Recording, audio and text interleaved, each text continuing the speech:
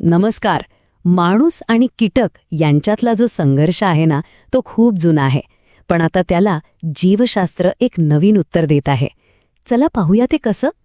आपलं अन्न, आपलं घर हे सगळं कीटक आणि वन्य प्राण्यांपासून वाचवण्यासाठी माणसाची लढाई सतत सुरू असते, नाही का?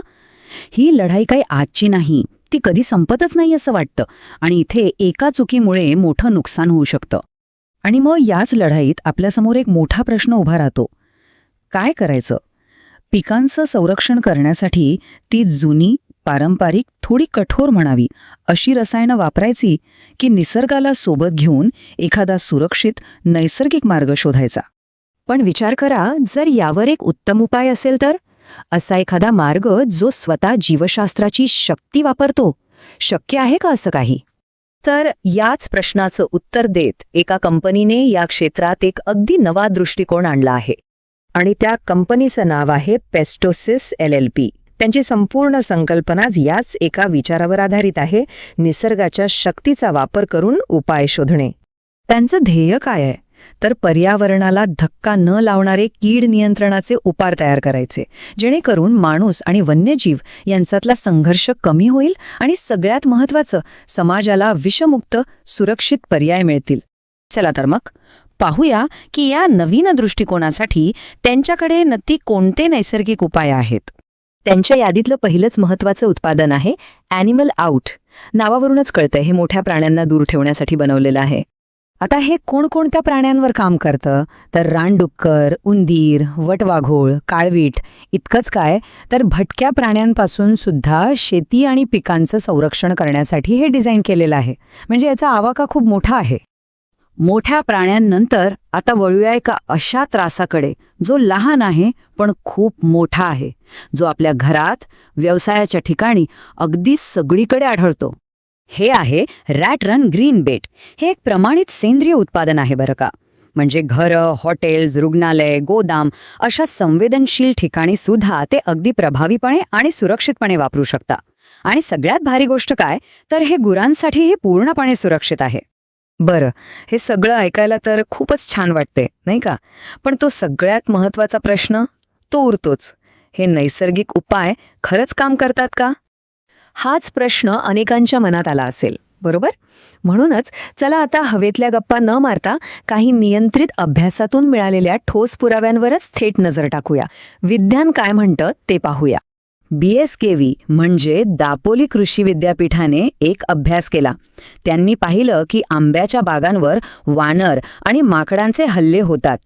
तर या उत्पादनाच्या वापरानंतर त्या हल्ल्यांमध्ये तब्बल 60% घट झाली.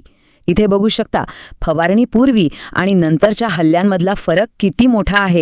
आणि एवढ्यावरच थांबत नाही. निफिम नावाच्या संस्थेच्या अभ्यासानुसार पेस्टोसिसच्या दाणेदार खताच्या वापरानंतर भाताच्या शेतातल्या उंदरांची संख्या तब्बल 85.54% कमी झाली. हा आकडाच खरं तर सगळं काही सांगतोय. आणि त्याच अभ्यासात असंही समोर आलं की पानावरील फवारणीमुळे पिकांचं होणारं नुकसान 79.78% कमी झालं. म्हणजे फक्त प्राण्यांना दूर ठेवणं नाही, तर पिकांचं थेट संरक्षण करण्यातही हे उत्पादन तितकंच प्रभावी आहे. आता एक ठोस केस स्टडी बघूया. पुण्याच्या विभागीय संशोधन केंद्रातली ही गोष्ट. तिथे रानडुकरांचा खूप त्रास होता. उपचारांपूर्वी आठवड्यातून सरासरी 6.5 वेळा रानडुक्कर शेतात घुसायचे. पण उपचारांनंतर हा आकडा थेट अर्ध्यावर आला. पण सगळ्यात महत्त्वाचा बदल कुठे झाला, तर पैशांमध्ये. यामुळे एकरी जे 27,500 रुपयांचं नुकसान व्हायचं ते थेट 1,800 रुपयांपर्यंत खाली आलं. म्हणजे विचार करा, थेट आर्थिक फायदा किती मोठा आहे. वैज्ञानिक पुरावे तर आपण पाहिले, पण आता वळूया सामाजिक पुराव्याकडे. म्हणजे प्रत्यक्षात कोणत्या मोठ्या विश्वसनीय संस्थांनी यावर विश्वास दाखवला आहे ते पाहूया. या विश्वासाची सुरुवात होतीये साखर आयुक्तांच्या या पत्राने. आता बघा, महाराष्ट्र म्हणजे ऊसाचं राज्य. आणि इथे जर ऊस पिकाच्या संरक्षणासाठी सरकारी पातळीवरून एखाद्या उत्पादनाला मान्यता मिळते तर त्याचं महत्त्व खूप मोठं आहे. त्यानंतर येतं महाराष्ट्र राज्य कृषी पणन मंडळाचं हे प्रमाणपत्र.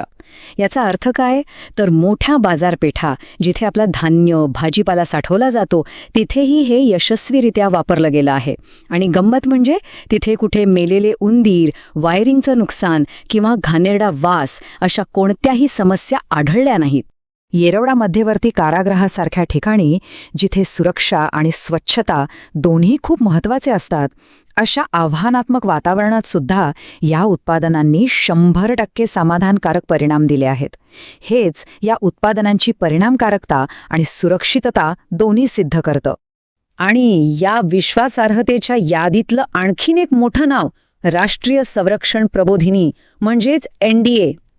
सरपटणारे प्राणी, साप आणि इतर कीटकांच्या व्यवस्थापनासाठी त्यांनी सुद्धा या उत्पादनांना पसंती दिलीये. ही पोचपावती खूप काही सांगून जाते, नाही का? हे सगळे मोठे आकडे आणि प्रमाणपत्र तर आहेतच, पण खरा परिणाम दिसतो तो इथे, या चेहऱ्यावर. सांगलीचे शेतकरी श्री बाळासाहेब चव्हाण यांच्यासारख्या अनेक शेतकऱ्यांसाठी हे उपाय आता त्यांच्या रोजच्या जगण्याचा, त्यांच्या शेतीचा एक महत्त्वाचा भाग बनले आहेत. तर मग या सगळ्यावरून एक प्रश्न नक्कीच मनात येतो की जीवशास्त्राची ही शक्ती निसर्गासोबतच्या आपल्या नात्याला खरंच एक नवी दिशा देऊ शकते का, जिथे संघर्ष नाही तर सहअस्तित्व असेल? विचार करायला लावणारा प्रश्न आहे, नाही का?